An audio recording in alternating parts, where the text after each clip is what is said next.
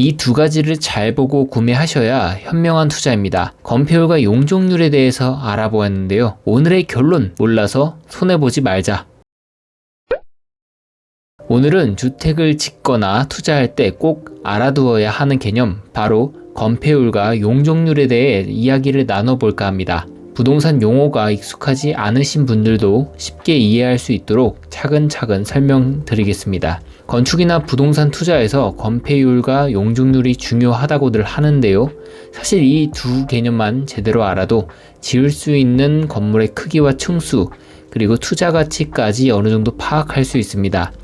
여러분이 용어만 보고 복잡하다고 느끼지 않도록 이번 영상에서 차근차근 쉽게 설명해 드리겠습니다. 우선 건폐율과 용적률의 차이점을 확실하게 이해하는 것이 중요합니다. 먼저 건폐율은 대지 면적에서 건물이 차지하는 면적의 비율을 뜻합니다. 건물의 건자와 관련된 만큼 대지 위에 지어진 건물을 하늘 위에서 보고 바닥 면적이 얼마나 되는지를 나타내는 수치입니다.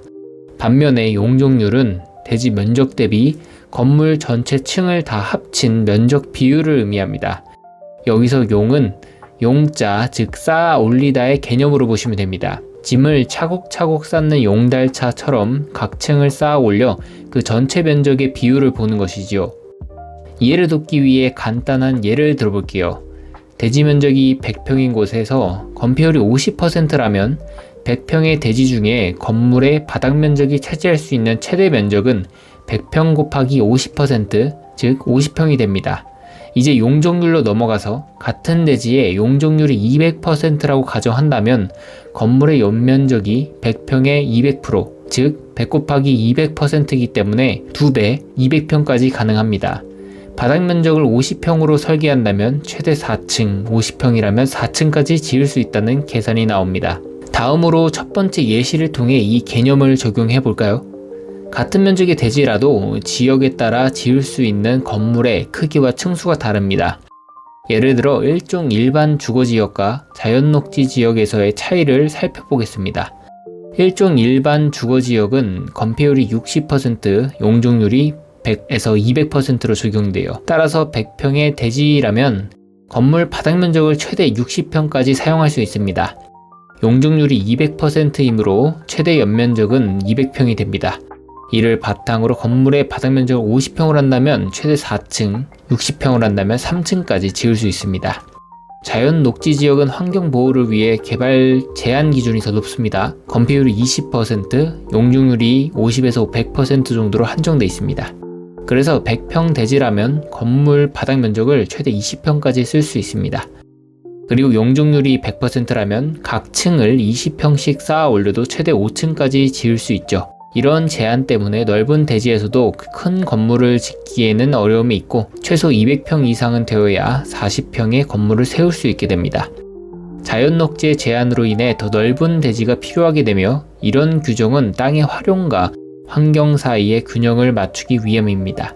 두 번째 예시로 상업지역의 오피스 사례를 예를 들어 보겠습니다. 좁은 간격을 두고 두 개의 오피스텔이 지어져 논란이 된 적이 있습니다. 좁은 간격에도 불구하고 새로운 오피스텔이 법적으로 문제되지 않았던 이유는 해당 토지가 상업지역이므로 높은 건폐율과 용적률이 허용되었고, 이 상업지역은 주거지역과 다르게 1조 사선 제한 법규 대상에 해당하지 않기 때문입니다. 상업지역은 보통 건폐율이 70%, 용적률이 400% 이상으로 이 주거지역보다 훨씬 높은 기준이 적용됩니다. 이를 통해 더 높은 층수와 큰 면적의 건물을 지을 수 있는 것이지요. 이런 용적률의 차이는 상업지역에 위치한 건물의 개발 가능성과 부동산 가치를 높이는 요인으로 작용합니다. 자, 이제 실전 적용 포인트로 한번 어떻게 적용할 수 있을지 확인해 보겠습니다. 건폐율과 용적률을 제대로 이해하면 주택이나 오피스텔 같은 건물을 새로 짓거나 재건축할 때 큰 도움이 되죠. 예를 들어 재건축을 계획하는 아파트 단지를 살펴볼 때 기존 대지 면적을 기준으로 새로운 건물의 규모를 예측할 수 있습니다.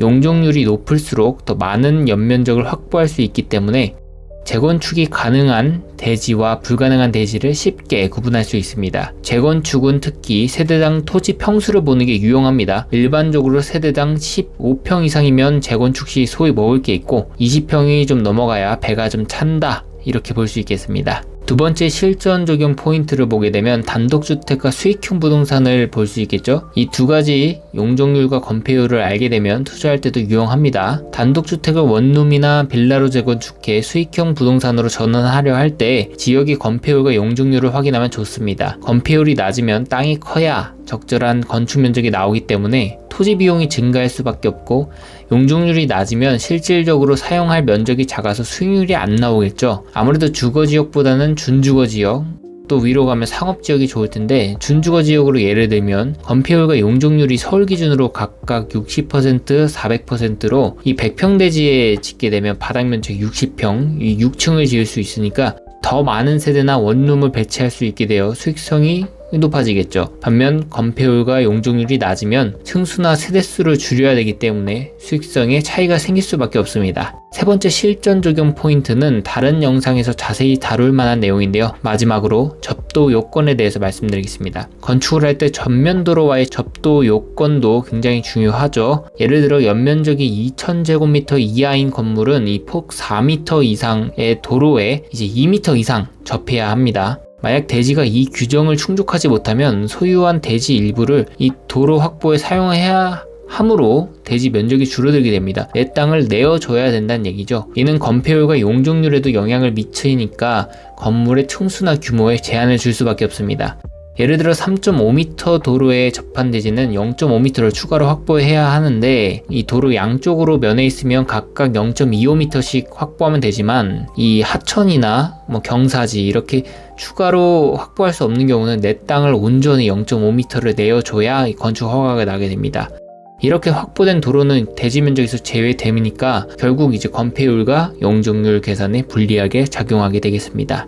이렇게 건폐율과 용적률은 대지 면적에 맞는 건축과 투자의 기준을 제시해 줍니다. 주택을 짓고자 할 때 또는 부동산에 투자하고자 할 때 용도 지역별로 정해진 건폐율과 용적률을 먼저 확인하는 것이 중요합니다. 이 두 개념만 이해해도 투자의 기본은 확실하게 잡을 수 있습니다. 건폐율은 건물의 바닥 면적 비율로, 용적률은 층을 쌓아 올린 연면적 비율로 기억하시면 좋겠습니다. 오늘 영상이 건축과 투자에 대한 여러분의 이해를 높이는 데 도움이 되었길 바라며, 앞으로도 다양한 지식과 정보를 제공하겠습니다. 이 구독과 좋아요 그리고 알림 설정 부탁드리고요. 다음 영상에서 또 찾아뵙겠습니다. 감사합니다.